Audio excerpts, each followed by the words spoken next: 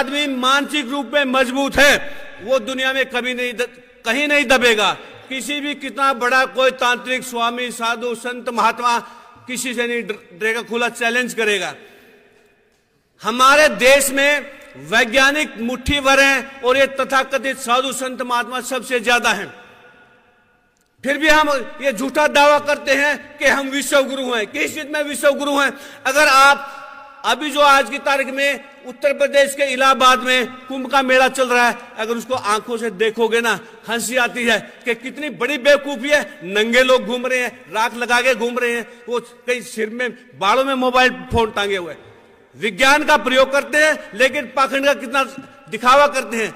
वो राजशाही यात्रा, शाही यात्रा, पेशवा यात्रा और घोड़े, गधे, हाथी पे नंगे बैठ के चल रहे हैं। क्या दुनिया में हमारा मजाक नहीं हो रहा?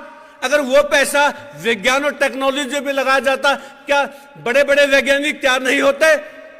क्योंकि हमारे धरातल पर वैज्ञानिक तैयार नहीं किए जाते, पाखंडी तैयार किए जाते हैं, बाबे मोड़े तैयार किए जाते हैं और वो देश की जनता को नशा करना सिखाते हैं। सारे के सारे बलात्कारी मिलते हैं। अगर आप देखो दक्षिण भारत के मंदिरों में जितने पुजारी बैठे हैं 100% सारे के सारे बलात्कारी हैं।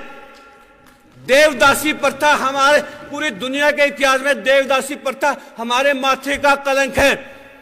दुनिया के किसी भी धर्म में छुआछूत नहीं है, केवल हिंदू धर्म है जिसके अंदर छुआछूत और मानव दुनिया की मानवता के सबसे बड़ा कलंक है। क्या हम इस कलंक पर फख्र कर सकते हैं? आज भी इस राजस्थान के हमने काफी इलाके जब सर्वे में देखे गए, हैरान रह गए।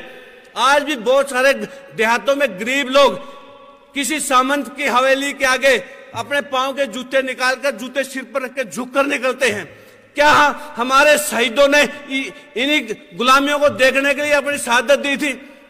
क्या शहीद भगत सिंह ने इसीलिए अंग्रेजों को चिट्ठी लिखी थी कि मुझे फांसी नहीं दी जाए, मैं फांसी नहीं लेना चाहता, मुझे गोली मारी जाए क्योंकि मैं जंगी कैदी हूं? शहीद भगत सिंह ने गोली से मरने के लिए चिट्ठी लिखी थी और एक कायर सावरकर जिसने लगातार माफी मांगी और अंग्रेजों से 60 रुपए महीना पेंशन ली, आज उसके नाम पर कॉलेज बन रहे हैं। शहीद भगत सिंह के नाम पर कॉलेज बनने चाहिए या सावरकर के नाम पर? हमें ये इन चीजों की तरफ ध्यान देना होगा। अगर गद्दार लोग देश पर काबिज करेंगे, फिर जिन्होंने शहादत दी है फिर उनका क्या महत्व रह गया? ये चीजें बहुत जरूरी है। क्या हम दोबारा गुलाम नहीं होने जा रहे? क्या फिर हमारी आगे आने वाली पीढ़ियों को फिर शहादत देनी पड़ेगी?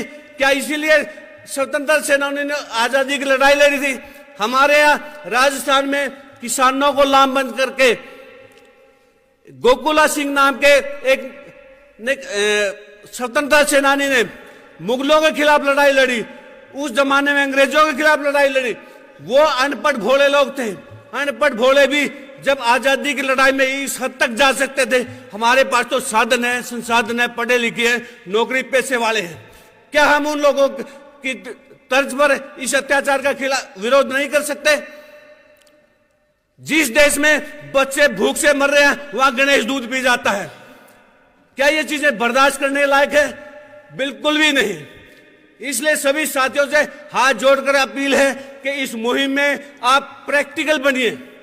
अपने आसपास जहां भी जिस इलाके में आप वहां काम करिए। और सभी से एक बात विशेषकर कहना चाहूंगा, क्योंकि जो साथी इस लाइन में आते हैं वो सबसे ज्यादा एक चीज पे उलझते हैं, वो है भगवान का मुद्दा।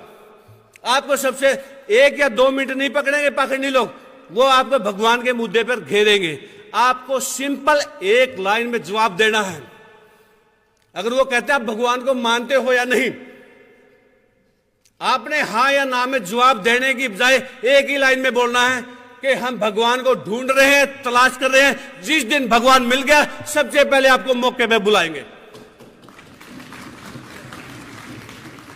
दूसरी लाइन बोलनी है, अगर भगवान आपको मिल गया आप हमारे को बुला लेना।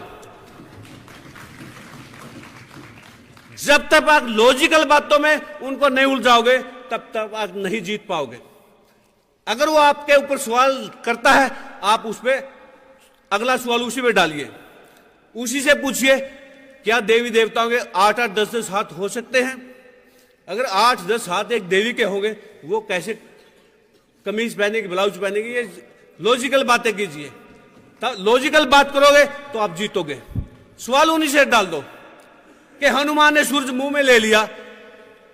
उन बेवकूफों से सवाल करो, धरती से सूरज 13 लाख गुना बड़ा है, 13 लाख गुना बड़ा। तो वो आदमी हनुमान फिर धरती पर रहता कैसे था? जब 13 लाख गुना बड़ा सूरज को मुंह में ले गया, तो उसका खुद का साइज तो सूरज से 16 लाख गुना बड़ा होना चाहिए ना। जब तक आप खुला चैलेंज नहीं करोगे तब तक बात नहीं बनेगी। मेरे जो शादी के कार्ड में जो कोटेशन पे लिखा था, अंधविश्वास, पाखंड और प्रदूषण मुक्त शादी, इस प्रदूषण वाले मुक्त पे सबसे ज्यादा फोन आए कि हवन से कैसे प्रदूषण फैलता है। मैं लगातार फोन आने से परेशान हो गया, तैयारी चल रही थी। फिर मैंने 10 करोड़ का इनाम रखा जी। अगर कोई ये साबित कर दे हवन यज्ञ से पर्यावरण सुधरता है तो हम 10 करोड़ देंगे, और अगर हम साबित करेंगे कि प्रदूषण फैलता है 10 करोड़ आप देना। उसके बाद किसी का फोन नहीं आया। आज चौथी क्लास के बच्चे को पता है, तीसरी चौथी क्लास के बच्चे को, जब भी आग जलेगी ऑक्सीजन खत्म होगी, कार्बन डाइऑक्साइड, कार्बन मोनोऑक्साइड, ये गैसें पैदा होती है। अगर आप घी फूको, चंदन फूको, हम हवन सामग्री फूको, carbon dioxide, carbon monoxide, sulphur dioxide, तीनों गैसें निकलते हैं, तीनों हमारे लिए नुकसानदायक हैं। ये जानकारी बराबर बताना जरूरी है। हमारे बुजुर्गों ने कहा था देसी घी खाने की चीज है, फूकने की नहीं, जलाने की नहीं। देसी घी खाओ, ताकतवर बढ़ो, शारीरिक तौर से भी, मानसिक तौर पे भी। इसलिए सभी साथियों से हाथ जोड़कर अपील है, ज्यादा से ज्यादा पत्रिकाएं पढ़े, ज्यादा से ज्यादा किताबें पढ़े, ज्यादा से ज्यादा प्रोग्रेसिव डॉक्यूमेंट्री फिल्म है वो ज्यादा से ज्यादा देखे, और ज्यादा से ज्यादा लोगों को जोड़े, और पूरी ताकत के साथ इस आंदोलन में कूद पड़ो। और हमारे देश का भविष्य वैज्ञानिक नजरिए में है, तरक्शीलता में है, नास्तिकता में है। नास्तिक आदमी उसे कहते हैं जिसे खुद पर भी भरोसा है, दूसरों पर भी भरोसा है। आस्तिक कौन है? जिसको ना खुद पे भरोसा ना दूसरे पे भरोसा। मजबूत आदमी ही हमेशा जंग जीतते हैं, कायर और कमजोर नहीं। हमारे देश को गुलाम होने का सबसे बड़ा कारण अंधविश्वास, पाखंड है। जब ये सोमनाथ का मंदिर लूटा, उस मंदिर में जो हमलावर से सैकड़ों गुना ज्यादा पंडे पुजारी भक्त बैठे थे। उन्होंने तालियां बजानी शुरू की, खड़ताल बजानी शुरू की, जय गोविंदा, जय गोपाला, इनको अंधा कर देगा। मोहम्मद गौरी हजारों ऊंटों पे, घोड़ों पे सारे सोना चांदी लूट के ले गया। वहां कोई भगवान ने चू भी नहीं की। मुगलों ने पूरे देश को मार मार डंडे सीधा कर दिया। क्या कोई भगवान देवी देवता आया? नहीं आया। सारे के सारे कोने में दब गए थे। कोई भगवान नहीं आया, ना अंग्रेजों के टाइम में आया। जब यहां गरीबों पे अत्याचार होता है, कौन सा देवी देवता, कौन सा भगवान आता है? फिर ऐसे भगवान, ऐसे देवी देवता हमने चूल्हे में देने जो हमारे किसी काम के नहीं। अपने बच्चों को अगर एजुकेशन देनी तो वैज्ञानिक नजरिए की देनी है। केवल शिक्षा से बात नहीं बनेगी। आपको पीएचडी भी सूर्य को पानी देता मिलेगा। पढ़ा लिखा या अनपढ़ ये मायने नहीं रखता। आप जागरूक हैं या अंधविश्वास है ये मायने रखता है। तो साथियों, इसीलिए हर जगह आप तरक्की कीजिए। जो हमारा देश गरीब नहीं है, जनता गरीब है। जो यूरोप के लोग जाहिल कहलाते थे, उन्होंने हमारे यहां राज किया।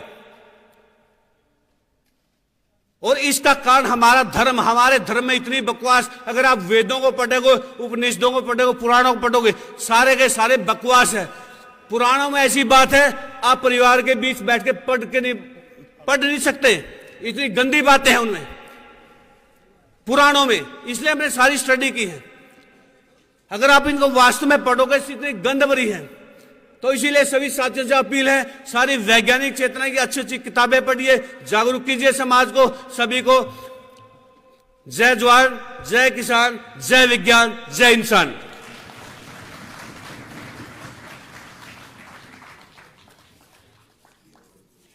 इनके बाद मैं बुलाना चाहूंगा